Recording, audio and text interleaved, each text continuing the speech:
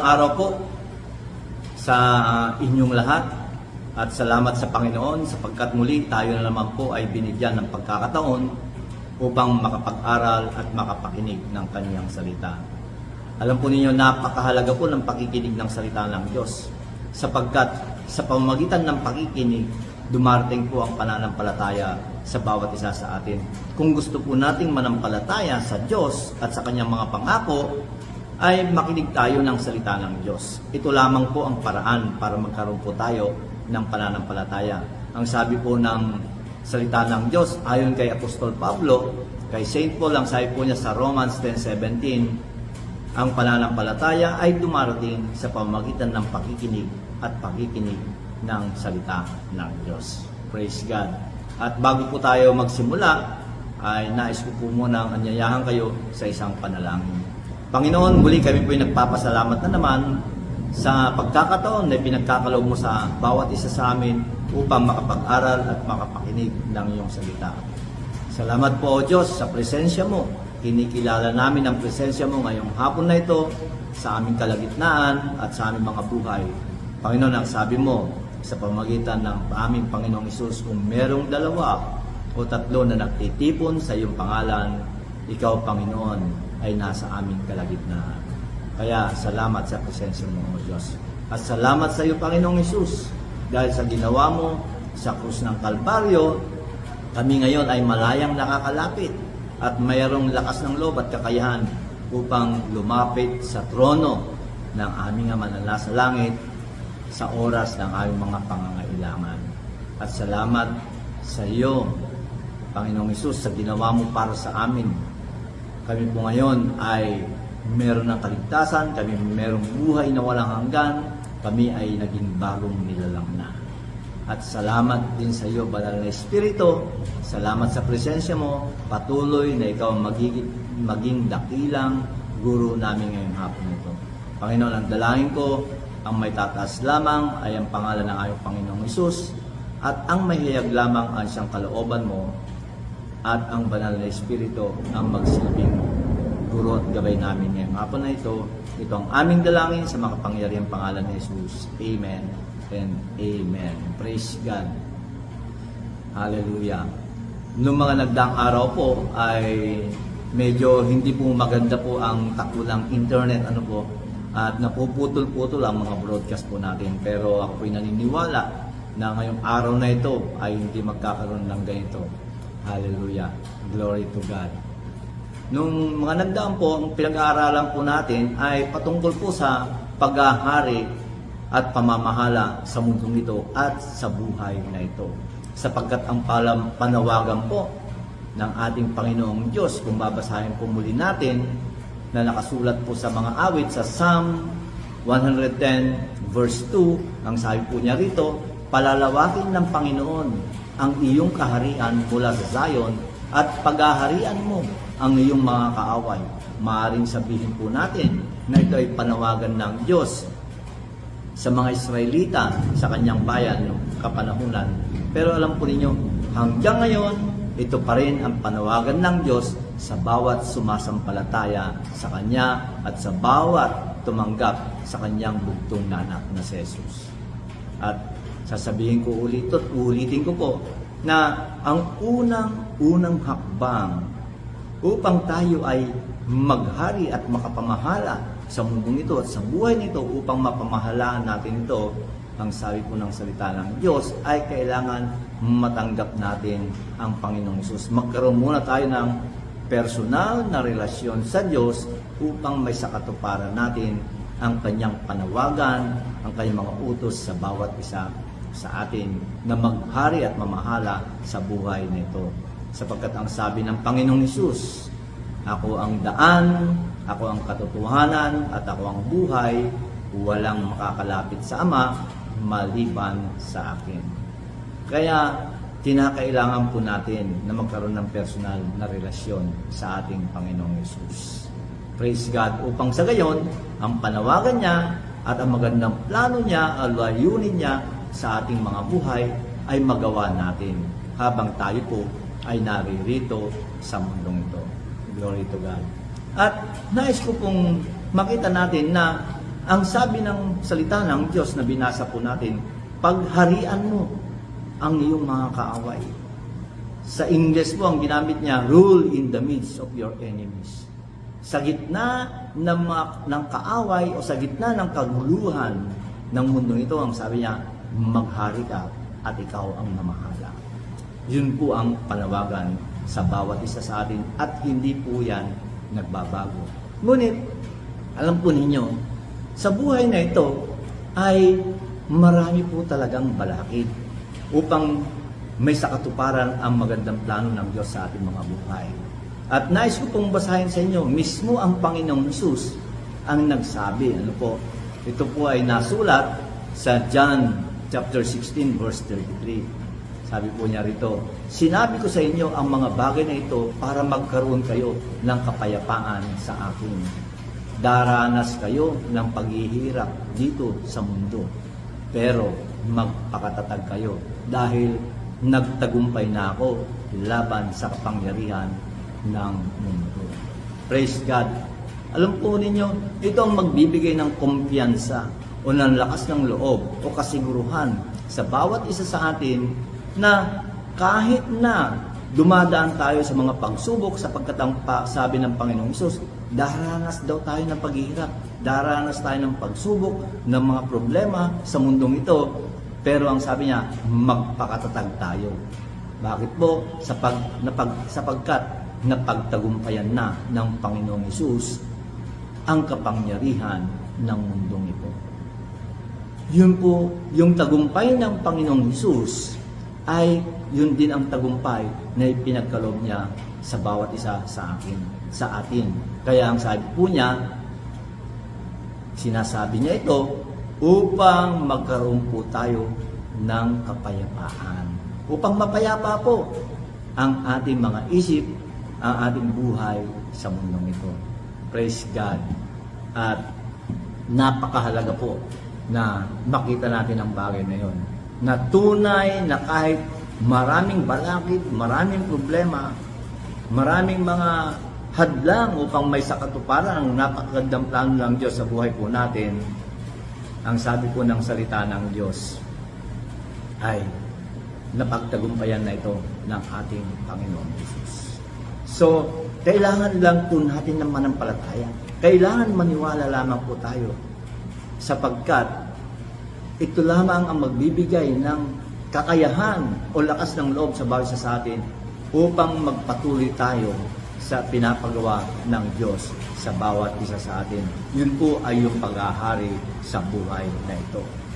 At ito po ang dapat natin gawin.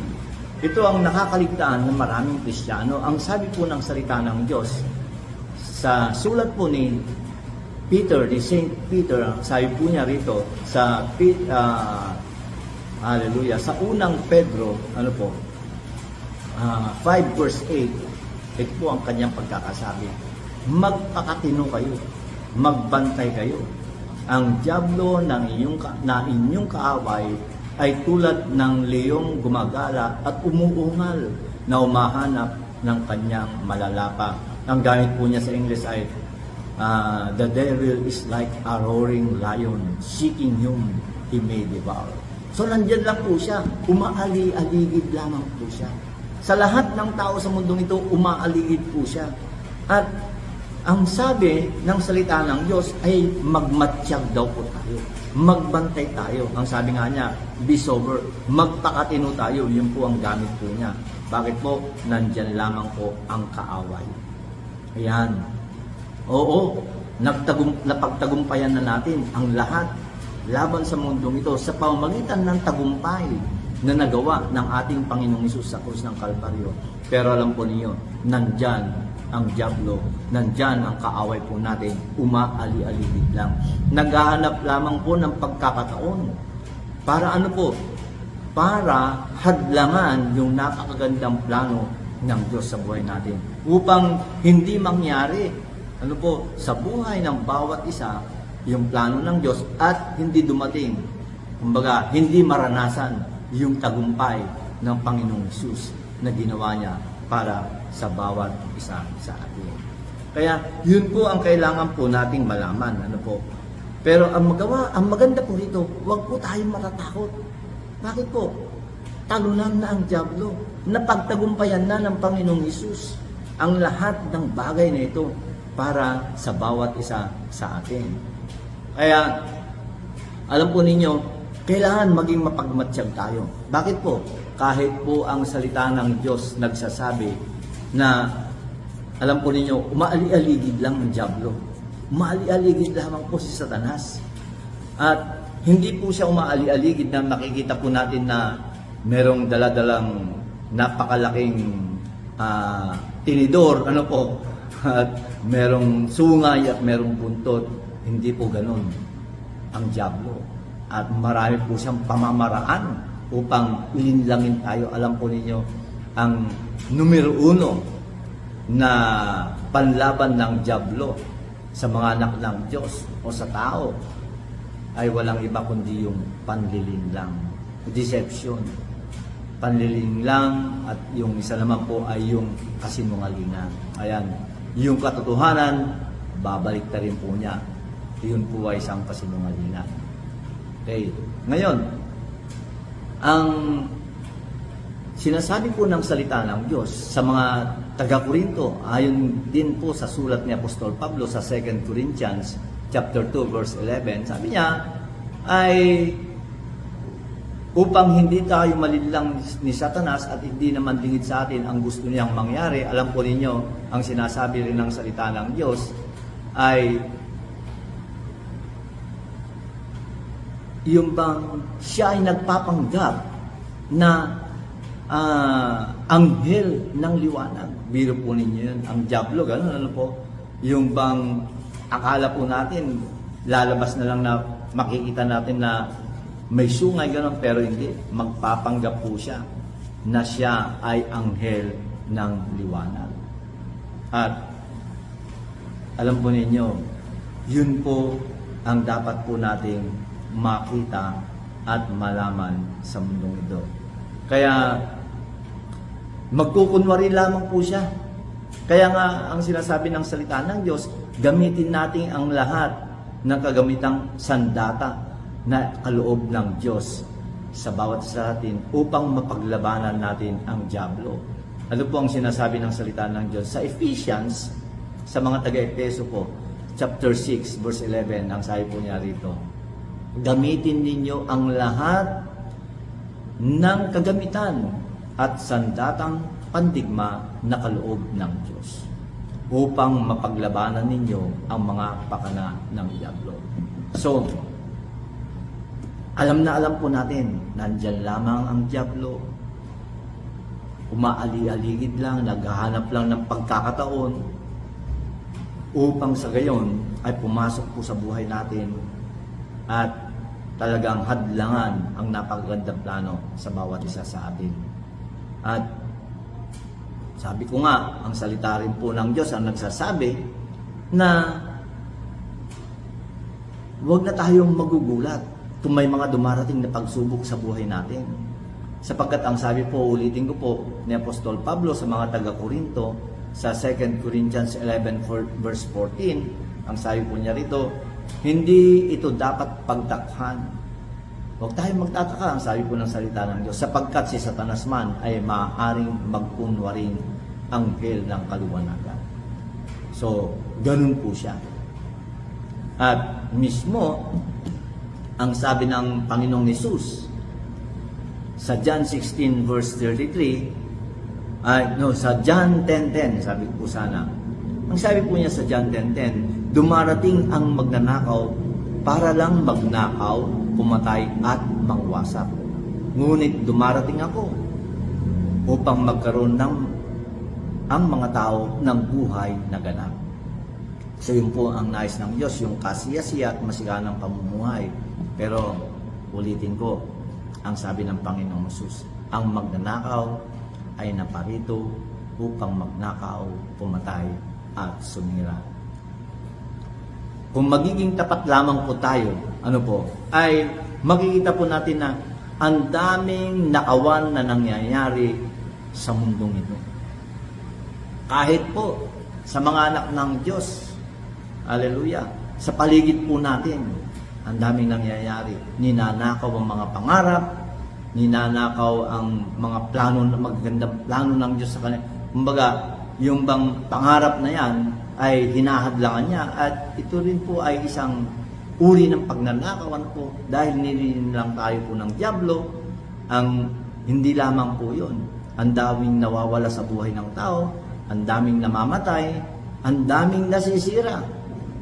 Kaya nandyan, aminin natin kahit po mga mananampalataya ng ating Panginoong Hesus, kahit yung mga tagasunod ni Kristo, sabi nga po, pag hindi nagmatiyag, ay maraming nangyayari sa kanilang mga buhay. So, may mga nakawan na nangyayari.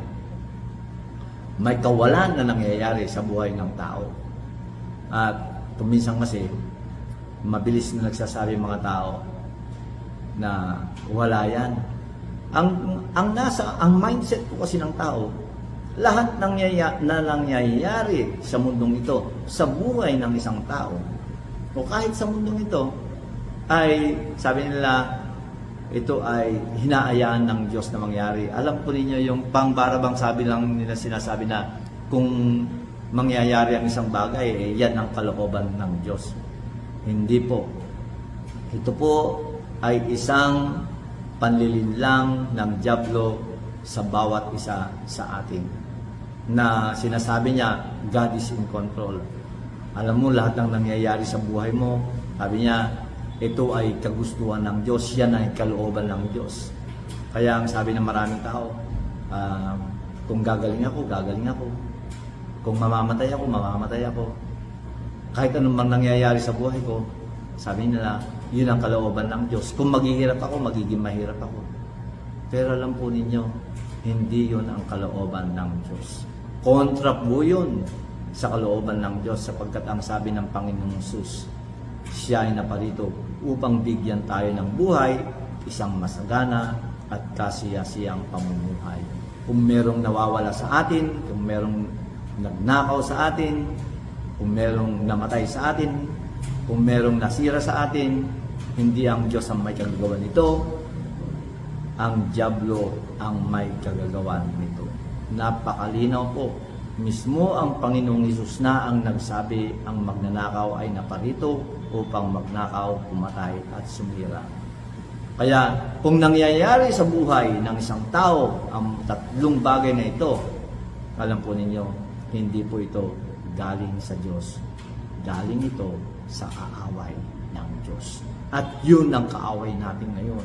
Kaya kailangan po nating maghari sa buhay na ito. Ipatupad natin ang tagumpay na natanggap natin sa pamamagitan po ng kamatayan at muling pagkabuhay ng ating Panginoong Hesus. Yung tagumpay ng Panginoong Hesus, yun ang isang katuparan natin sa mundong ito. Hallelujah. Alam po ninyo, hindi po tayo makakaiwas sa mga problema o sa mga pagsubok sa buhay nito. Kahit mismo si Apostol Pablo, ang daming sigalot, ang daming paghihirap na naranasan niya sa buhay nito.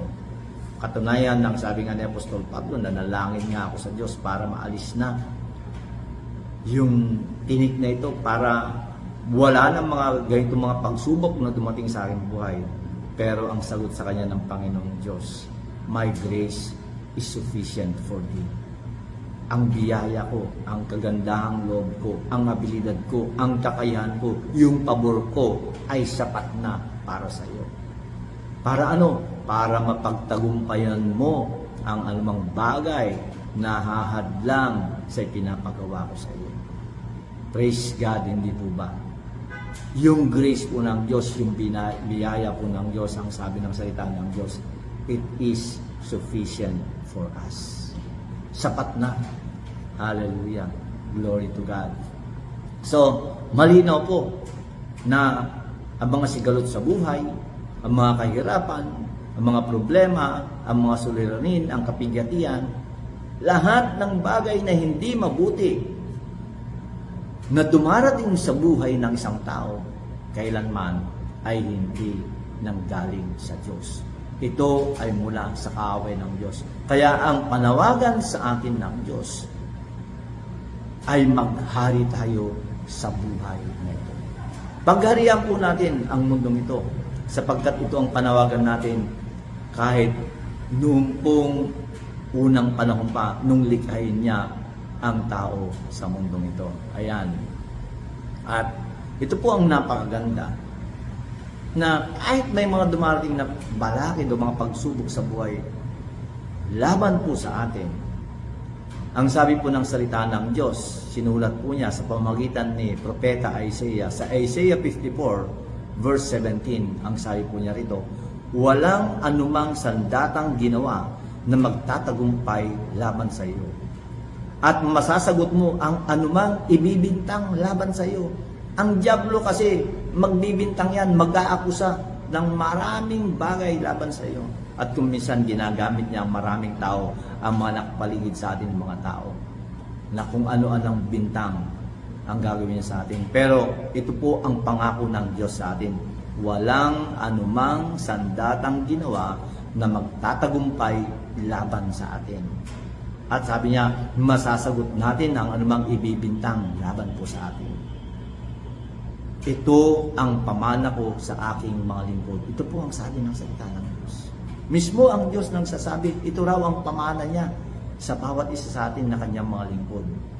At sabi po niya rito, bibigyan ko sila ng tagumpay. Ako ang Panginoon ang nagsasabi nito. Mismo sabi niya, ako ang nagsasabi nito.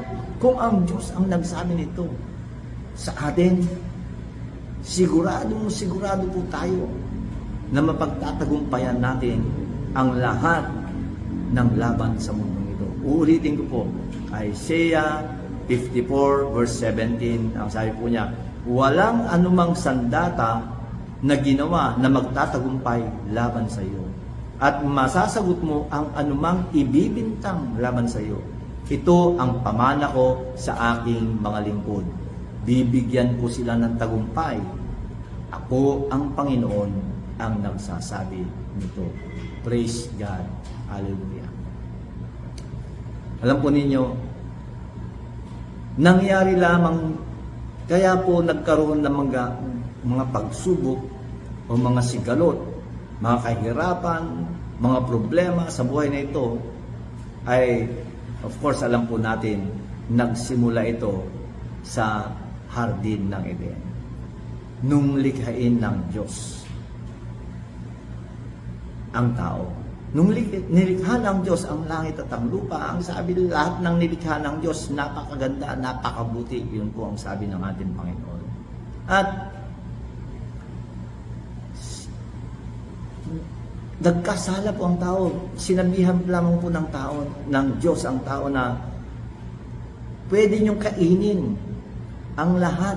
Kay Adan, sinabi kay Adan, kay Eva, ano po, na pwede nilang kainin ang lahat ng bunga ng punong kahoy sa hardin na iyon, maliban sa bunga ng puno ng, sabi niya, kaalaman, the tree of the knowledge of good and evil.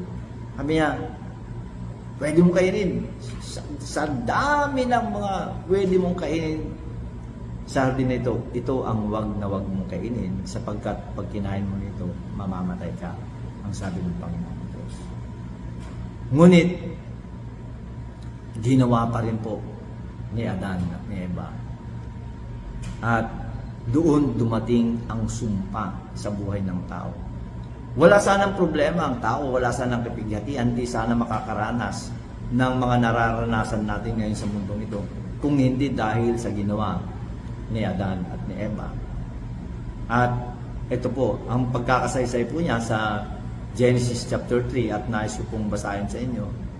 Sabi po niya rito, sapagkat nakinig ka, sabi niya,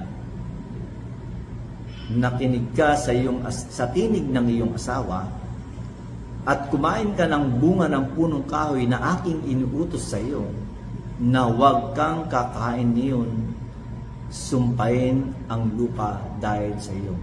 Kakain ka mula sa kanya sa pamamagitan ng iyong mabigat na paggawa sa lahat ng mga araw ng iyong mga buhay. Dati po, hindi na dapat kailangan magtrabaho ang tao. Kakain na lang po siya. ng lahat ng bagay na inihanda ng Diyos sa kanya.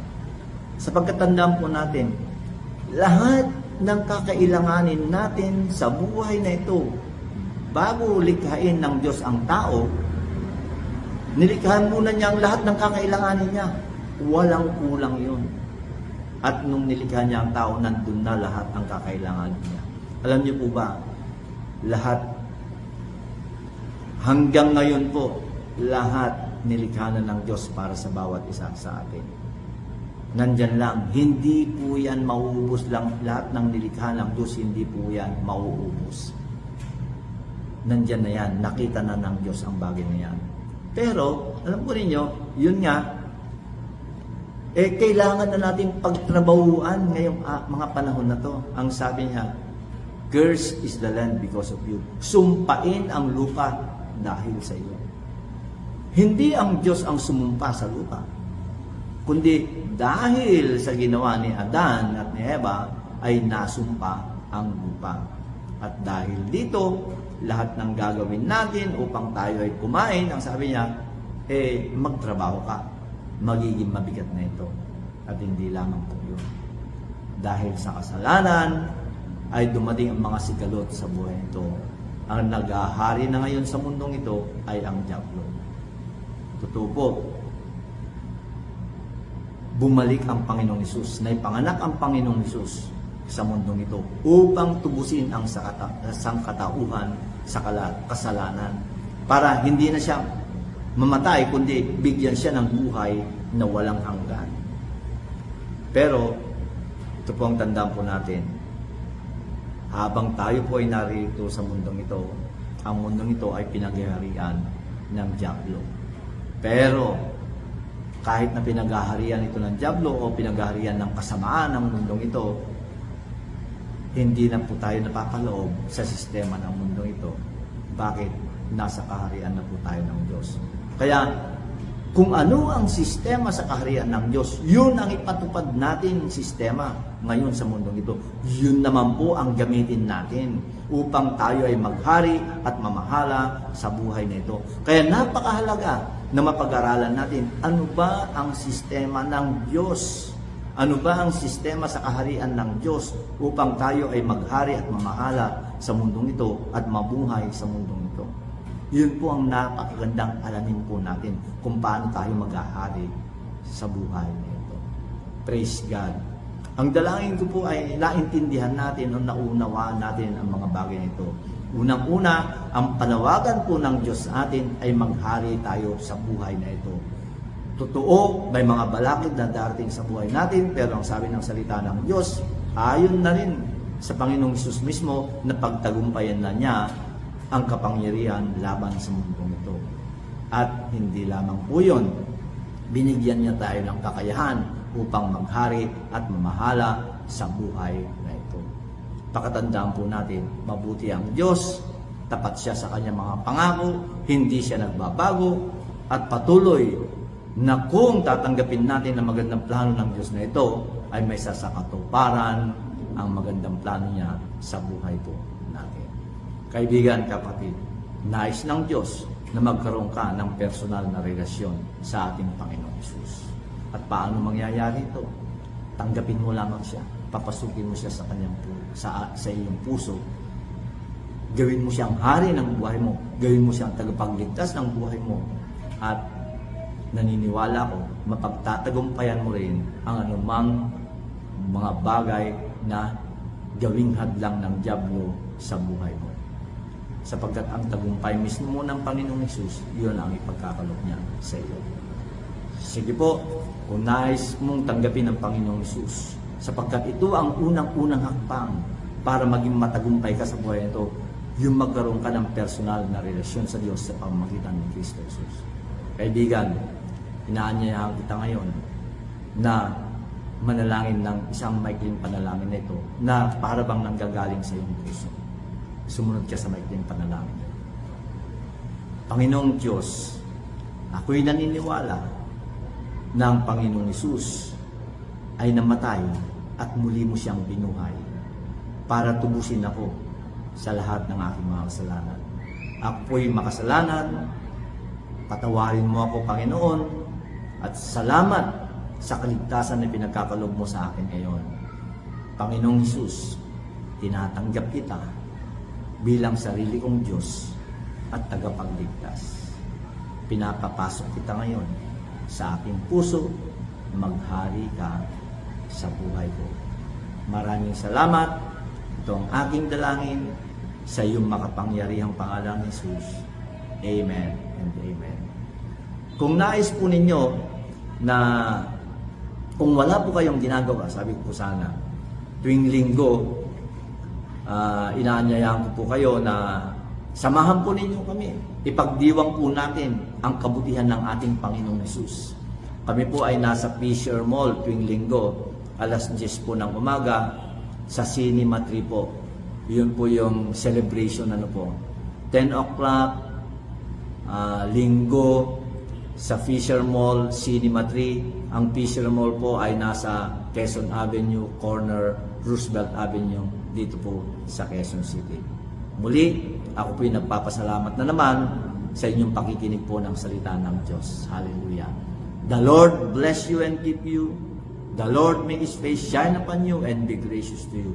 The Lord lift up His countenance upon you and give you peace. Shalom para sa bawat isa sa atin. Maraming salamat. Amen. Amen. Hallelujah.